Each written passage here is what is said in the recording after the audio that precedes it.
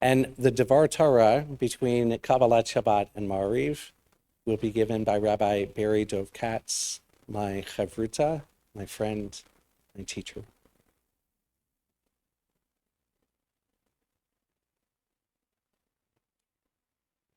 It's in the folder.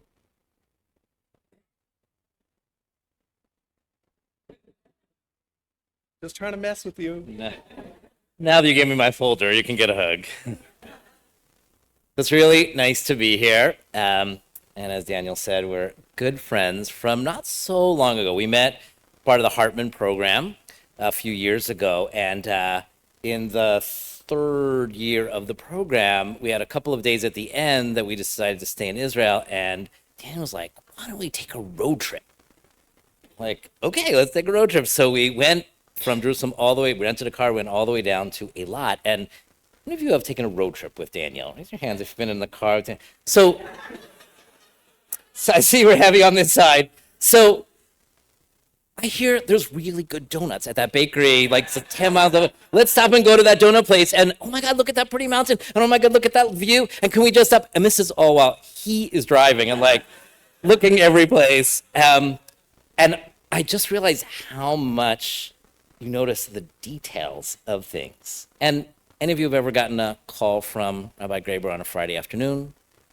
Any of you who've watched Daniel do his rabbi things, he's all about the details and also is able to take in the big picture. There have always been Jews who've been moved by the grand things, the big themes, and others who, similar to architect Mies van der Rohe, who see God in the details. Jews who focus on the broad story, big values of Judaism, and those for whom Judaism really just exists in the Dalet Amot of Halacha, 4 L's, 4 cupids that you kind of live in, and it's all bounded.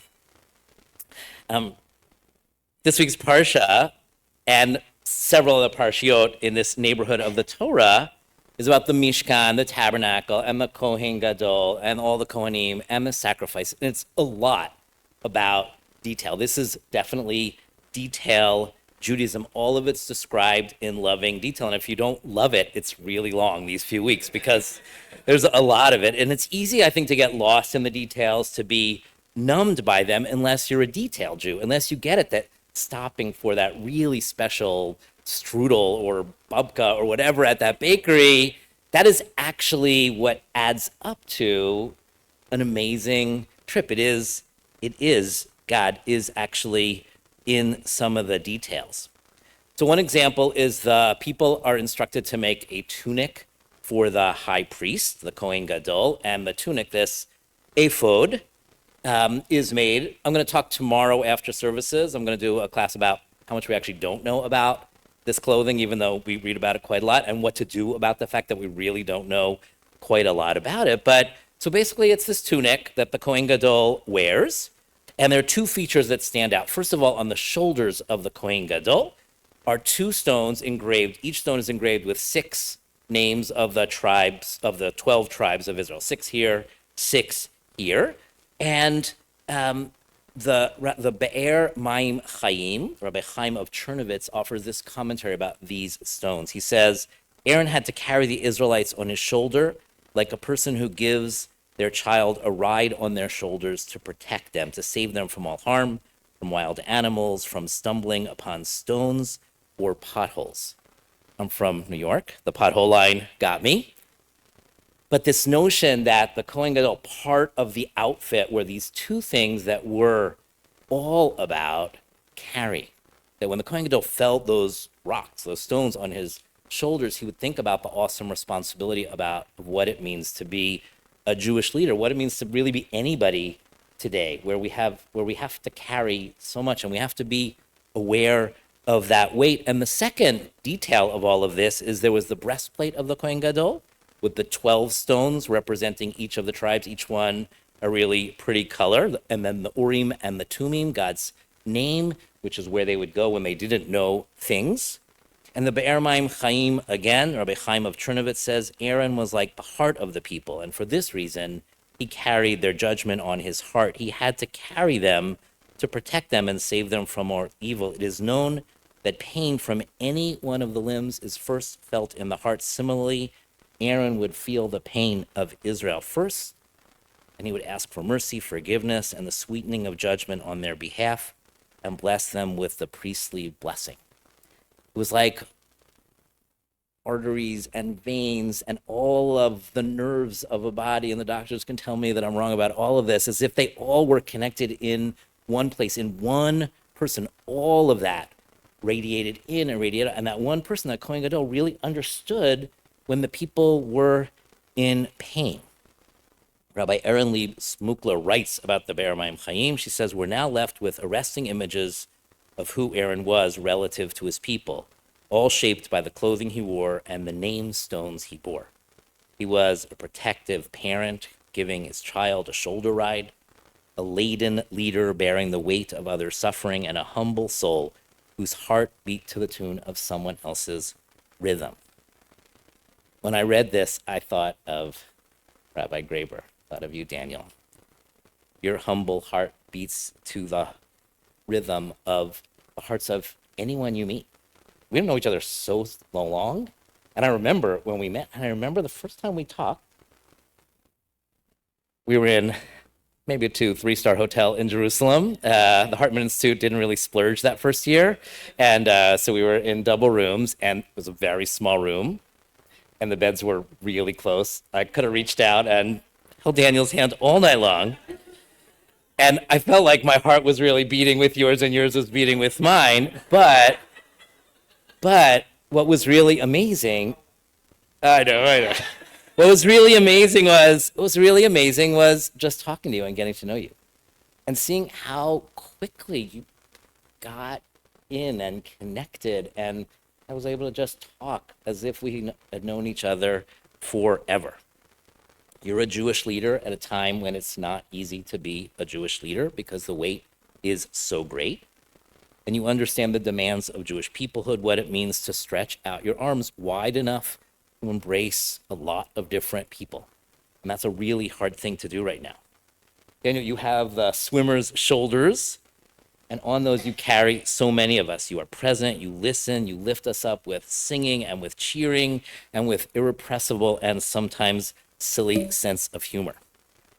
So Daniel was explaining to me how things work here, and he said that on Friday nights, bar mitzvah or bat mitzvah, b mitzvah is here, and he asks some people who are close to the b mitzvah to share a little bit about them so that he can reflect that back. So I did actually send out a prompt, and several of you got the prompt, what is there to know about Daniel Greyber? And I received answers. Some are more general, some are very specific, but they, I think, do paint a gorgeous picture of the person that we're here to celebrate this year, to this day, as you reach 13 years of being a rabbi. So here's a few. They're unattributed, but you all know who you are. So Daniel is a pianist whose first piece was The Caissons Go Rolling Along. Imagine that song, which you lustily played 4,238 times in a row when you first learned it, getting louder and louder each time. He started swimming competitively when he was 6. When he was 16, he swam in the 15 to 18 age group. I bet he shared that with you before, and that he was in the Maccabi games. Very important. But no matter what, friendship and sportsmanship always triumphed over a blue ribbon. As a child, you reeked of chlorine always. Apparently, you once sent the house curtains on fire. Maybe it was a different sibling. I didn't read carefully. You stole a teacher's tape recorder at Hebrew school. As a senior in high school, you were a member of the Showstoppers, a song and dance troupe.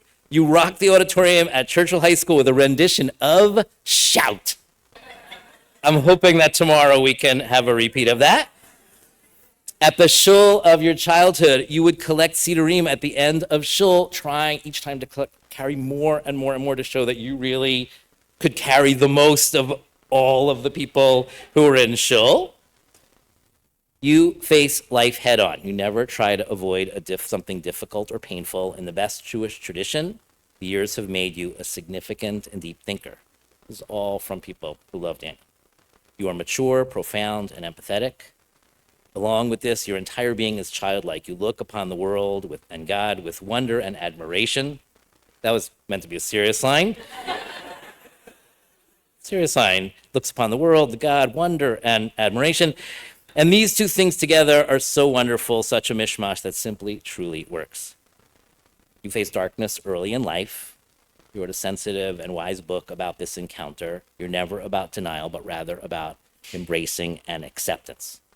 You find a way to help people face the darkest moments of life with honesty and open eyes, and to somehow find the light.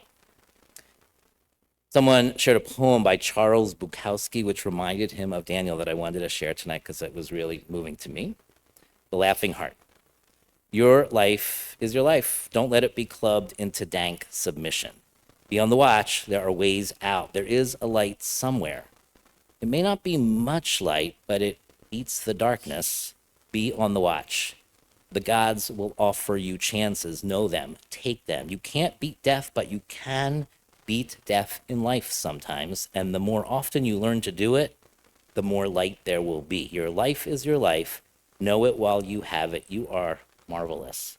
The gods delight in you. Wait to delight in you. In the Mishberach that I say for B'nai Mitzvah in my synagogue in the Bronx, I say, may you find favor before God and all people. And Daniel, you do find favor before all people, and I'm willing to bet a lot before God as well. Someone shared how, as a child, you would sit with an elderly man whose wife had died and then bring him food at Kiddush so that he wouldn't have to eat alone. That detail is really all you need to know about Daniel. You do your best to show up to graduations and brisses when people are sick and for funerals. You make people laugh, but it turns out that your siblings could often make you laugh and really lose it in a fit of giggles. Daniel really delights in this community. As one person wrote, Dan has the cushiest rabbinical job in the country because we have so many Torah readers that he never has to read, except at his bar mitzvah weekend, of course. Dan has the cushiest rabbinical job in the country because we have so many scholars in our community from Duke and UNC that he constantly leans on them to bail him out during his Q&A sermons, or just deliver the sermon entirely. Witness who is speaking up here tonight. Dan has the cushiest rabbinical job in the country because he doesn't need to dip into his discretionary fund for good liquor thanks to our Scotch-Berry Society. The list goes on, but you actually do know, not that he has the cushiest job in the country, but that this is a very special community. I've heard a lot about you over the last few years.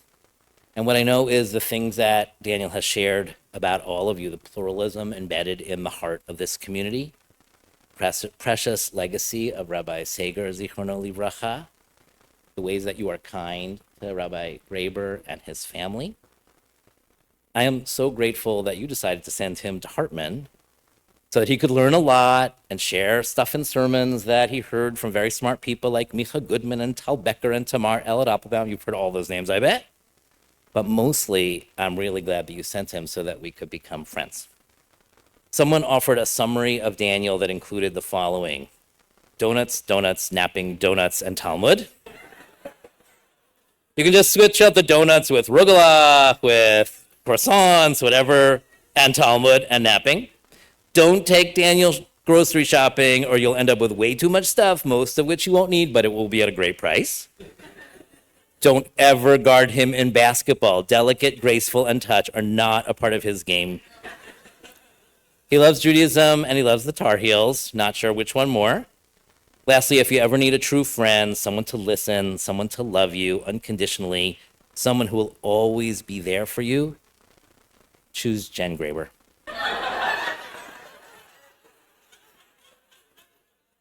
It's the last one. It's the last one that really got me because Jen was really amazing. So amazing that a couple years later, when my wife was in her wedding time, we repeated the A-Lot car trip with the four of us, and it was really amazing. And I found out that this is actually correct. But if you're here tonight, you will probably agree that Rabbi Greyber, that Daniel is pretty good too. Daniel, you are like that Kohen Gadol. Whether you're looking at the details or the big picture, you connect through your heart, your very big heart. You hold up so much with your shoulder. You lift us, you carry us, you connect to every person in a unique and beautiful way. Mazel tov on your bar mitzvah.